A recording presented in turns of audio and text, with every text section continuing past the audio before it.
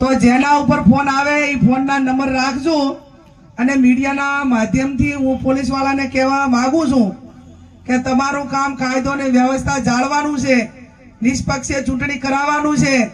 તમારી સામે કોઈ ફરિયાદ કરે તો એના એક્શન શું લેવા એ કામની જવાબદારી તમારી છે।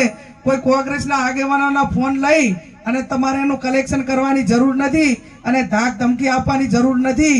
આ મારો ક્ષત્રિય અને આ સમાજને મારા મતદારો બેઠા 5-25 5-10-15 એફઆઈઆર થાય ને તો બાપુ તૈયારી રાખજો, એમાં આપણે કાંઈ ઓલું દવાનું નથી।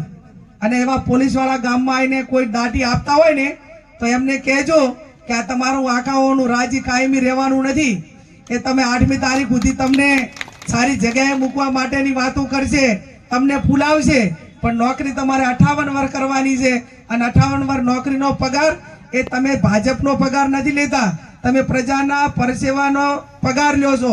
તમને લોકોના પૈસા જે ટેક્સના પૈસા છે એનો પગાર મળે છે। એટલે આટલી બાબત ધ્યાનમાં રાખીને મહેરબાની કરજો। અને મેં કીધું એમ કે અમે ગાંધી વિચારધારા વાળા કાયદો વ્યવસ્થાને માનીએ છીએ, બધાને સન્માન આપીએ છીએ, પણ છતાં તમે તો કાયદાને ઓવરટેક કરીને, નિયમોને ઓવરટેક કરીને ક્યાંક ને ક્યાંક કોઈને દબાવવા માટેના પ્રયત્નો કરશો તો પછી તમે જેવા છો એવા અમને થવામાં વાર લાગશે નહીં। એટલી વાત કહીને આપ સૌનો આભાર। જય હિન્દ, જય ભારત।